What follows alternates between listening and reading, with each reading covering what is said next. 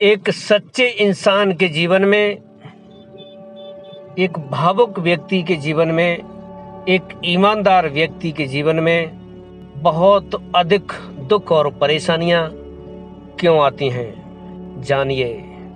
नमस्कार दोस्तों, मैं मायाराम बापू अपने चैनल साक्षी भाव ध्यान साधना केंद्र में सभी मित्रों का बहुत बहुत स्वागत करता हूं। दोस्तों, आज YouTube पर पहली बार आप इस बात को सुनोगे। मेरी बात को बहुत गहराई से सुनने का प्रयास करना, समझने का प्रयास करना, ये बहुत बड़ी और बहुत गहरी बात है। बहुत बड़ी बात है ये। इसको ध्यान से समझ के और जो भी मैं बात बता रहा हूं उससे बचने का प्रयास करना शुरू कर देना। अगर आप एक ईमानदार व्यक्ति हो, ईमानदार व्यक्ति हमेशा एक भावुक होता है। वो भावनाओं में बहुत जल्दी बह जाता है, छोटी छोटी बातों को अपने दिल पर ले जाता है। उसकी ये आदत होती है कि वो हर किसी के साथ ईमानदारी का व्यवहार करता है, हर किसी के साथ एक प्रेम का व्यवहार करता है और उसके जो अपने लोग होते हैं उनसे बहुत प्रेम करता है। लेकिन उसे उल्टा मिलता है। उसकी इन गुणों का ये सांसारिक लोग नाजायज फायदा उठाते हैं, उसे धोखा देते हैं। वो लोगों के ऊपर भरोसा कर लेता है, क्योंकि संसार बहुत धोखेबाज और बहुत धूर्त लोग हैं संसार में। और वो धूर्त लोग, चाहे वो अपने हों चाहे पराए हों, एक ईमानदार व्यक्ति के ईमानदारी का तुरंत फायदा उठाते हैं और धोखा दे देते हैं, अपमान करते हैं उसका। और वो व्यक्ति इन सारी बातों के कारण बहुत दुखी हो जाता है। वो चाहता है कि जैसे मैं संसार को प्रेम करता हूं, ऐसे ही संसार मुझे प्रेम करे। जैसे मैं संसार के साथ ईमानदारी का व्यवहार करता हूं, संसार मेरे साथ भी ईमानदारी का व्यवहार करे। लेकिन ऐसा होता नहीं है दोस्तों, उसे उल्टा मिलता है। और इन सब चीजों के कारण, सारी बातों के कारण वो व्यक्ति बहुत दुखी हो जाता है। दूसरा गुण उस व्यक्ति का यह होता है विशेष कि वो धार्मिक व्यक्ति होता है, परमात्मा के ऊपर भरोसा करने वाला होता है, ईश्वर को मानने वाला होता है, धर्म पर चलने वाला व्यक्ति होता है। ध्यान रखिएगा विशेष इस बात का कि संसार से सावधान रहना बहुत जरूरी है। हमेशा याद रखो कि आप अपनी तरह से इस संसार को कभी मत मानिए। आप तुरंत हर किसी पर विश्वास कर लेते हो क्योंकि आप अपनी तरह से समझते हो दूसरे लोगों को, लेकिन ऐसा नहीं है। मैं अपना निजी अनुभव बता रहा हूं। ये सारी बातें मैं आपको इसलिए बता पा रहा हूं क्योंकि सब कुछ ये मेरे जीवन में घटित हुआ है और हो रहा है। इसलिए दोस्तों, मैं कहता हूं कि इससे बचना बहुत जरूरी है। और मैं चाहता हूं दिल से इस बात को हर किसी व्यक्ति तक पहुंचाना चाहता हूं, ताकि एक ईमानदार व्यक्ति, एक अच्छा व्यक्ति उन दुष्ट लोगों के चक्कर में न पड़ सके, उनके षड्यंत्र में न फंस सके, अपने आप को बचा सके, वो दुखी होने से बच सके। ये मैं चाहता हूं। इसलिए हे दोस्तों, मेरी इस बात को ध्यान से सुनिए, समझिए और अधिक से अधिक लोगों तक पहुंचाने की कोशिश कीजिए। मेरी आपसे रिक्वेस्ट है। तो ध्यान रखिए कि आप अपनी तरह के अपनी तरह से ही इस संसार को मत समझिए। लोगों से सावधान रहिए।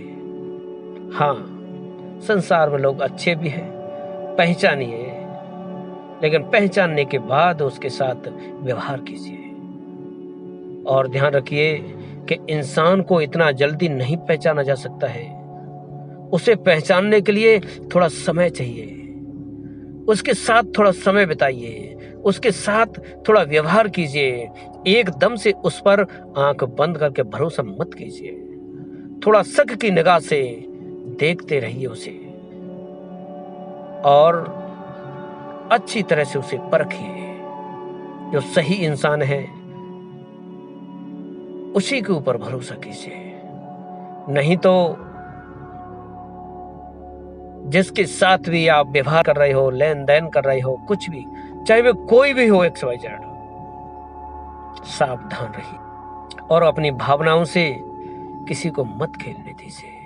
अब मैं आपको बताता हूं कि उस व्यक्ति के जीवन में रिपीट दुख क्यों आते हैं, परिस्थितियां विपरीत उसके जीवन में क्यों घटित होती हैं। देखिए, संसार का ये नियम है, ये प्रकृति का नियम है कि हम जैसा सोचेंगे हमें वैसा ही मिलेगा। ये प्रकृति हमारे जीवन में वही चीजें भेजेगी जो हम हमेशा सोचते रहते हैं। ध्यान रखना कि 24 घंटे में एक समय ऐसा आता है कि जिस समय हमारी जबान पर,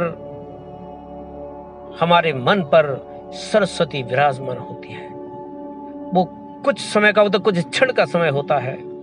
ध्यान रखना, उस समय आप जो भी सोचोगे वो आपके जीवन में सत्य हो जाएगा, क्योंकि वो शब्द, वो सोची हुई बातें आपके सब कॉन्शियस माइंड में चली जाएंगी और सब कॉन्शियस माइंड उसको साकार कर देगा। ध्यान रखना, सब कॉन्शियस माइंड बिल्कुल भी नहीं समझता है कि आपके लिए क्या ठीक है और क्या गलत है। वो तो आप जो सोचोगे उसी को साकार करके आपके सामने खड़ा कर देगा। तो होता यह है कि जिस समय हमारी श्वास सुषुप्ना नाड़ी में बहती है, ये बहुत कम समय के लिए होता है। वैसे तो जैसे ही इड़ा से पिंगला में श्वास बदलती है और पिंगला से इड़ा में बदलती है, तो कुछ समय के लिए हमारी श्वास सुषुप्ना नाड़ी में चलती है।